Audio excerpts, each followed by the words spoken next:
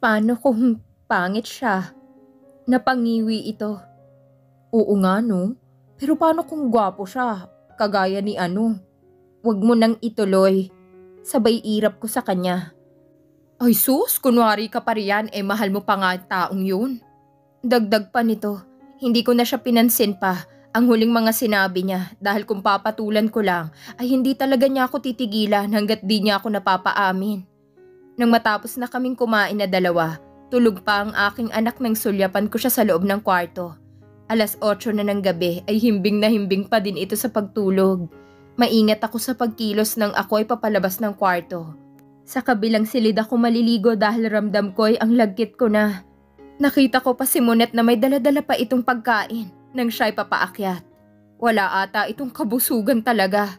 Hanggat may pagkain sa ref ay hindi niya talaga ito titigilan. Take your time, Kyril. Doon muna ako sa kwarto ni Johan ha. Sabi nito habang ngumunguya ng chocolate na pasalubong ni Brandon sa amin ni Johan. Sumakit sana ang ngipin mo dyan. Bulalas ko, mabutit hindi niya ito narinig. Nang matapos na akong maligo at magpalit ng damit, nagtungo agad ako sa kwarto ni Johan. Abala naman si Monet sa pagtitipa ng kanyang sipi. Napatingin siya sa akin pagkapasok ko. Ano ba yung suot mo? Hindi ka na lang sana nagdamit kung ganyan lang din ang bumabakat yung ano mo? Inis nitong sabi. Inggit ka lang, Monet. Sabay post ko sa kanyang harapan para painggitan siya. Che, matatalbugan din kita makikita mo. Banta nito.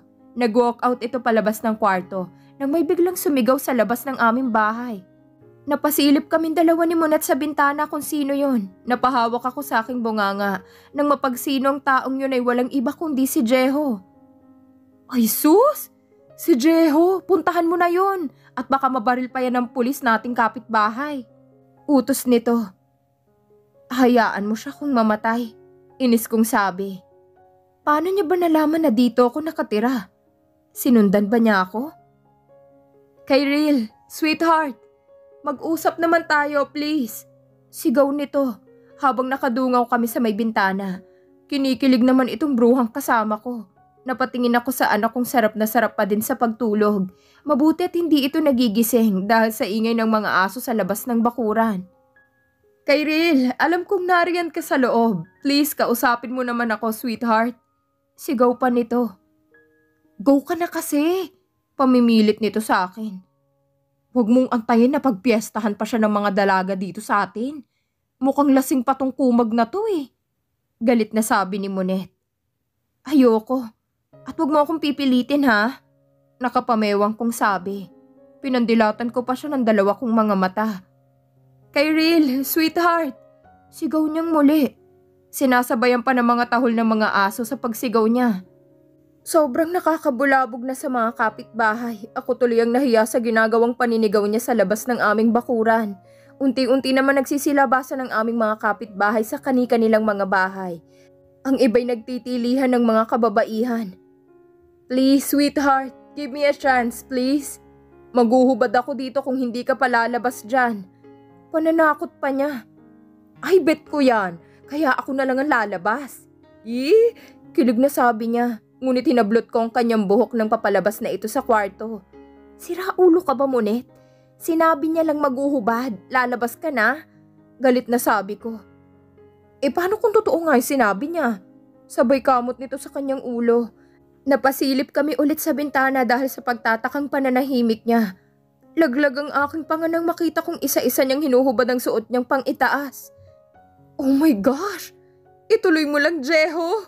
Masayang sabi nito. Napilitan akong lumabas ng kwarto na hindi namamalayan ni Monet dahil abala ang kanyang mga mata sa pagsulyap sa katawan ni Jeho. Inis kong binuksan ang gate na may daladalang itak para itaboy ang mga babaeng nakapaligid kay Jeho. Lihim nila itong kinukuhanan ng larawan na hindi alam ni Jeho dahil sa kalasingan nito. Unti-unti naman nagsisialisan ng mga nanonood na kapitbahay namin. Ikaw? Turo ko sa kanya gamit ang itak na hawak ko. Magdamit ka na at umuwi ka na. Galit na sabi ko. We need to talk, sweetheart. Please, at kung ayaw mo mag-usap tayong dalawa, maghuhubad talaga ako dito mismo. Pananakot nito. Sinong tinakot mo? Ako? Maghubad ka kung gusto mo at wala akong pakialam sa gagawin mo. Madiing sabi ko. Okay, I'll do it. Right here, right now. Sabi nito. Malakas ang kanyang loob dahil sa lasing ito. Tumaas talaga ang dugo ko nang umpisahan niya ng maghubad sa aking harapan. Tanging boxer shorts na lang ang naiwan. Hindi ko alam kung itutuloy pa niyang maghubad pero hindi ko talaga akalain na tatanggalin niya din ito. Nanlaki ang dalawang mga mata ko sa taranta ko namang itinaas ang kanyang boxer short. Nang may sumigaw na lalaki, nang maitaas ko na, nakita ng dalawang mga mata ko ang papalapit na kapitbahay naming pulis. Siraulo ka talaga, Jeho. Magbihis ka na. Nariyan na yung pulis. Tarantang sabi ko sa kanya. No. Madiin nitong sabi. Mas hubad ka pang ang tingnan kaysa sa akin. Lalo mo lang tuloy akong inaakit, sweetheart. Malanding sabi niya. Siya nga, may suot akong damit, hindi kagaya mo na naghuhubad. Inis kong sabi, papalapit na yung pulis sa kinaroroonan namin. Nagtatalo pa din kaming dalawa dahil pinasosuot niya sa akin ang suot niyang 3/4 sleeve na white polo. Isuot mo na to. Utos niya. Ayoko. Sabay irap ko sa kanya. Come on, sweetheart, isuot mo na to. Pamimilit nito na namumungay na ang kanyang mga mata. Ayoko nga. Bakit ba ang kulit mo? Inis na sabi ko. Nag-igting ang kanyang panga sa galit dahil sa paghindi ko. Huwag mo akong pilitin, sweetheart, at baka ako mismong maghuhubad sa'yo. Sabay tingin niya sa aking katawan. Napakagatlabi pa ito sa kanyang bibig. Inis kong hinablot sa kanyang polo at agad na isinuot ko yon pagkadating ng pulis. Ano ba nangyayari sa inyong dalawa at dito pa kayo sa labas naglalandian? Hindi niyo ba alam na kanina pa kayo nakakabulahaw sa mga kapitbahay? Gusto niyo bang sa kulungan ko na lang kayo idala o ipasok na lang kayong dalawa sa loob ng bahay para doon niyo na lang ituloy ang labing niyong dalawa na mag-asawa? Salamat, sir. Pagsisingit ni Jeho, kaya hindi ko na naituloy ang aking sasabihin. Sa loob na kami ni Mrs. gagawa ng milagro. Sabi pa nito, binatukan ko siya agad dahil naiinis ako sa kanyang mga pinagsasabi. Hindi ko siya asawa, sir, at hindi ko po siya kilala. Pagigiit ko. Paano ka nakakasiguro, Iha, na hindi mo nga siya kilala? May babae bang nagsusuot ng polo ng lalaki kung hindi mo nga siya kilala? Natampal ko bigla ang aking noo. Napatingin ako kay Jeho na tuwang-tuwa pa ito. Ikaw, Mrs., may hawak ka pang itak. Turo nito sa hawak-hawak kong itak kaya itinago ko pa ito sa may likuran ko. Saan mo pa gagamitin yan? Nakakaputol ng kaligayahan yan. Kawawa naman ang mister mo. Pwede kang makasuhan sa ginagawa mong pagmamalupit sa asawa mo. Laglag ang aking panga sa tinura ng pulis. Ako patuloy ang makukulong. Nananahimik na ang buhay ko. Bigla na lang niyang ginulong mundo ko. Pasensya na po kayo, sir. Sa amin ng mister ko. Sinakyan ko na lang ang sinabi ng pulis naming kapitbahay. Kasabay yun ang pagpalo ko ng malakas sa kanyang pang-upo. Nginitian ko na lang si Jeho para hindi ito magalit. Gumana naman ang moves ko sa kanya, pero gumanti din ito sa ginawa ko. Pinanlakihan ko siya ng mga mata ko, pinalo ko ulit siya at nilakasan ko pa yon dahil kanina pa ako nanggigigil sa bulating to. Tumikhim yung pulis, napalingon kaming dalawa sa kanya, parang natutuwa pa ito sa amin. O siya, pumasok na kayong dalawa sa loob. Halatang hindi na kayo makapagpigil na dalawa eh. Naalala ko tuloy sa inyo yung asawa ko noon. Ganyan-ganyan din kaming dalawa. Lambingin mo naman ang mister mo, Mrs., para hindi maghanap ng iba. Sayang pa naman ang gwapo ng mister mo. Sabay lawak ng ngiti nito ng sulyapang ko si Jeho. Kapal. Pinandilatan ko siya ng dalawa kong mga mata dahil sa sobrang pagkiinis ko sa kanya. Ano pang hinaantay niyong dalawa? Magtititigan na lang ba kayong dalawa? Pasok na sa loob para hindi na kayo makabulahaw sa mga kapitbahay. Utos nito sa amin. Hindi ako kumilos dahil nakatayo pa din si Jeho. Wala atang balak na pumasok ito. Pinalo ko ulit siya ng malakas sa kanyang pang-upo. Naniningkit ang kanyang mga mata nang mapadako ang aking paningin sa kanya. Ang sadista mo, sweetheart. Sabi nito na inilapit pa niyang mukha nito sa akin, kaya naamoy ko ang kanyang mabahong hininga na may kasamang alak.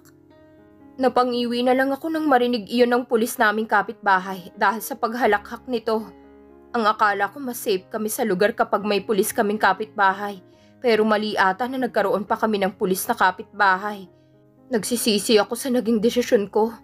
Nauna na ngang pumasok si Jeho sa loob ng aming bakuran. Talaga nga namang kinalimutan na niyang kanyang naiwang jeans na nagkalat sa may kalsada. Inis kong pinulot yun at padabog na naglakad kahit na naroon pang nakaantabay yung pulis. Naabutan ko pa siya na papasok na ito sa may gate dahil ang bagal niya maglakad dahil siguro sa nahihilo ito. Nang dahil sa sobrang inis ko sa kanya, sinipa akong kanyang pang-upo kaya ito natumbat lumagapak sa semento.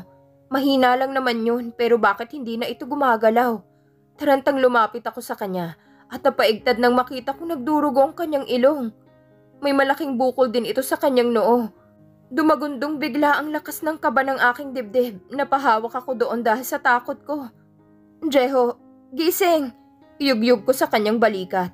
Pero hindi talaga ito gumigising. Nagpanik ako at hindi ko alam ang gagawin. Lumabas ako para humingi ng tulong sa pulis kanina. Mabuti na lang at naroon pa rin ito.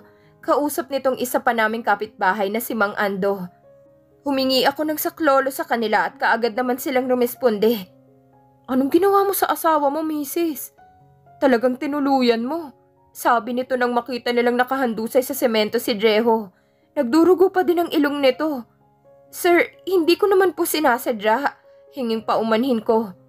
Binuhat nilang dalawa si Jeho. Sa laking tao ba naman ni Jeho ay nahirapan pang dalawa na ipasok ito sa loob ng aking bahay. Sa loob ng kwarto ni Monet ko muna siya pinatuloy. Dahil kung sa itaas pa, mahihirapan ang dalawa na iakyat si Jeho. At baka mag-triple kill ang tatlo. Mahuhulog lang sila dahil sa bigat ni Jeho. Anong nangyari? Tanong ni Monet nang makasalubong ko. Grabe ka talaga, Kyril. Ang tapang mo, may hawak-hawak ka pang itak ha. Tapos, tinuluyan mo pa si Jeho. Kawawa naman ang bebe loves ko, sabi ni Monet. Alam mo na nga ang nangyari, magtatanong ka pa. Inis na sabi ko. Nang matapos nilang mapahiga si Jeho sa kama, kaagad akong nagpasalamat sa dalawang kapitbahay namin. Napadako ang tingin ko kay Jeho. Humihilik-hilik na ito. Nakatulog ito na tanging boxer short lang ang kanyang suot. Lumabas ako saglit para kumuha ng damit ni Papa sa ikalawang palapag ng bahay. Ngunit dinig na dinig kong kinakausap ng pulis si Monet. Ikaw na munang bahalang mag-asikaso sa kanya. Kawawa naman siya kung matuluyan. Dinig kong sabi ng pulis kay Monet. Sa katuluyan lumabas na ang dalawa. Nasa mukha naman niyang kasiyahan dahil sa bilin ng pulis sa kanya. Tumungo si Monet sa kanyang kwarto. Nakita ko yon dahil palihim ko siyang minamasdan. Taranta naman akong napababa ng hagdan at biglang nagtungo sa kanyang kwarto. Ay, kainis ka talaga, Monet. Inis na sabi ko dahil hindi ko mabuksan-buksan ang saraduhan ng pintuan. Dahil nakalak ang pinto. Monet! Sabay katok ko sa may pintuan, ngunit hindi niya ito binubuksan. Monet, buksan mo tong pintuan. Gigil na sabi ko. Binuksan niya agad ang pintuan at halata sa mukha nitong pagkainis. Ano ba, Kyril? Matutulog na kami ni Jeho. Sige na, akyat ka na sa itaas. Samahan mo na lang ang anak mo doon at ako na lang ang bahala kay Jeho. Anong sabi mo? Magtatabi kayong dalawa na matutulog? Oo naman. Alangan naman na sa sahig ako matutulog, no? Hindi pwede. Sa taas ka matutulog. Samahan mo muna ang anak ko sa itaas. Uy, selos siya oh. Sabi nito sabay kurot nito sa akin tagiliran. Ang landi mo, Monet, ha? Ama pa rin siya ng anak ko. Kaya wag mo nang isiksik ang sarili mo sa kanya dahil hindi kanya magugustuhan. Sabay irap ko. Ito naman, hindi lang mabiro. Sa'yo lang si Jeho mo, no? Pero pagbigyan mo na ako. Paranas naman na makatabi ang gwapong katulad niya kahit isang gabi lang. Hirit pa niya. Hindi. Pinandilatan ko siya ng mga mata ko. Akyat na sa taas. Galit na sabi ko. Hindi ko talaga nilubayan ang paningin ko kay Monet. Hanggang sa nakaakyat na ito ng nakanguso. Kaagad din akong sumunod sa itaas ng kwarto para kumuha ng damit ni Papa. May bago naman itong damit kaya yun na lang munang ipapasuot ko sa kanya. Kumuha din ako ng ilang mga gamit para sa paglinis sa sugat na natamo niya sa kanyang muka. Kaagad ko itong inasikaso. Maingat ko siyang nilinisan sa kanyang muka gamit ang basang malambot na bimpo. Tumigas na din ang dugo sa kanyang ilong. Mabuti na lang at natanggal ko kaagad yun. Nahinto ako sa ginagawa ko nang gumalaw siya. Para akong nanigas sa kinauupuan ko. At pakiramdam ko yung unti-unti akong nawawala ng hininga. dahil pati ang paghinga ko'y tumigil na din. May namumuong pawis na din sa akin noo dahil sa kabang nadarama. Nakahinga din ako ng maluwag nang matapos ko na siyang linisan. Hindi ko na siya dinamitan dahil natatakot ako na baka magising siya.